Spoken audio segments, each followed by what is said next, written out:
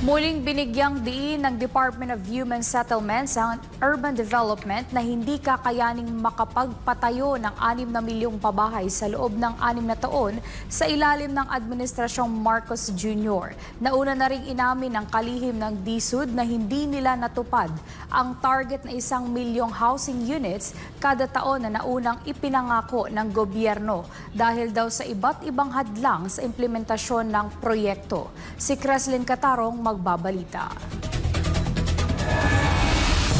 Muling inamin ng Department of Human Settlements and Urban Development na hindi nila kakayaning tuparin ang target na 6 na milyong housing units sa loob ng 6 na taon sa ilalim ng Pambansang Pabahay para sa Pilipino Housing o 4PH program. Ayon kay DSUD Secretary Jose Rizalino Acuzar, ang tagal ng proseso ng pagtatayo ng mga gusali ang isa sa pangunahing dahilan kung bakit hindi maisa sa katuparan ang orihinal na target.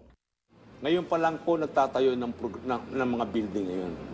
Kasi po, yung 3 taon po na yan na aming pag-aaral, along the way, ang dami naging problema namin.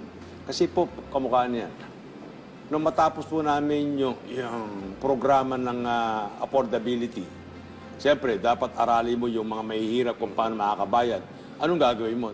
Bukod sa usapin ng pondo, marami rin umanong teknikal na balakid sa implementasyon ng proyekto. Dahil dito binawasan ng gobyerno ang target mula 6 na milyon pababa sa 3 milyong housing units. Nauna nang inamin ng DSUD na hindi nila natupad ang target na 1 milyong housing units kada taon dahil sa mabagal na paglabas ng pondo mula sa pribadong sektor na dapat sanang katuwang sa proyekto. Isa pang malaking hadlang ang kakulangan ng available na lupa para sa pabahay, lalo na sa Metro Manila at mga karatig lalawigan.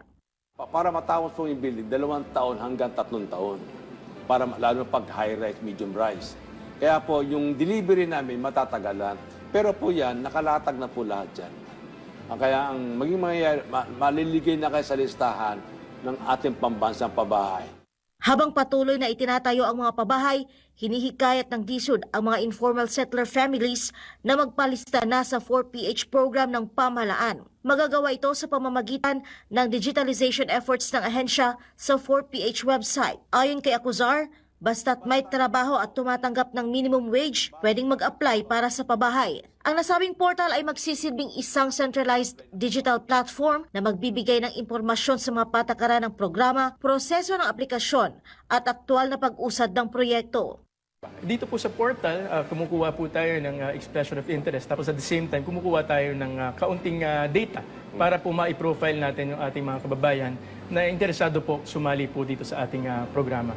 At eventually po, atin po itatahi po ito kasi po titignan po natin yung yun naman pong pag-avail ng loan po sa Pag-ibig Fund. Dagdag ni Acuzar, ginagamit nila ang digital platform upang matiyak na walang dayaan sa proseso ng pagpili ng benepisyaryo. Gagamitin po namin yung programa na yan para wala pong dayaan kung sino po mauna. Kasi po queuing to.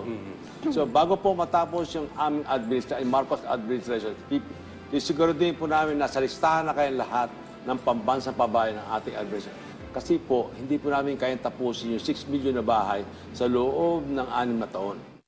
Para sa Diyos at sa Pilipinas kong mahal, Creslin Catarong, SMNI News.